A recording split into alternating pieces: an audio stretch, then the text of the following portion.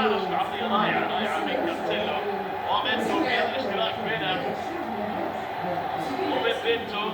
حكم المباراة يتحدث مع حكم الفار كريستيان دينجر صاير في حديث مع دينجر الحكام الألمان في المباراة عن احتمالية ركلة الجزاء للهلال في هذه الكرة في متروفيتش يسجل 10 أهداف في الدوري. حديث موجود الآن. أشهد المدرج هنا بالتشجيع.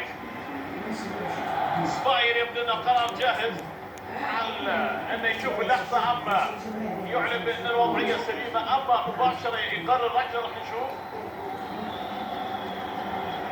فينيكس سباير صاحب 43 عام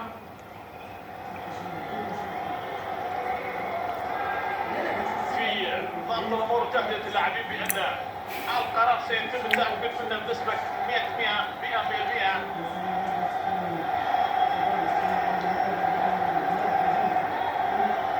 المشهد بماذا؟ سيشاهد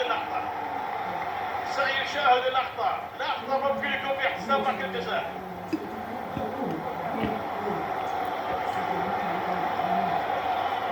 مترو لا يزال يتلقى العلاج.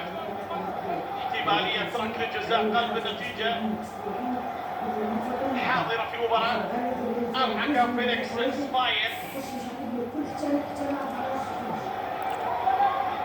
في هذه اللحظة لا أعتقد أنه يعرف العربية سباير. هذا الاشتراك اللي بالمجاعات بين بنتو ومتروفيتش ويقدر الحال الآن بهذه اللقطة الدقيقة للفصل في الموضوع. بنتو يعرف كيف يدخل في الكرات، يكون في حالات يتم يكون في احتمالية حساب ركلة الجزاء. الذكاء الجسدي اللي يملك هذا اللاعب الصربي. القرار بماذا؟ لا يوجد ركلة جزاء، لا يوجد ركلة جزاء، تابعها بشكل كامل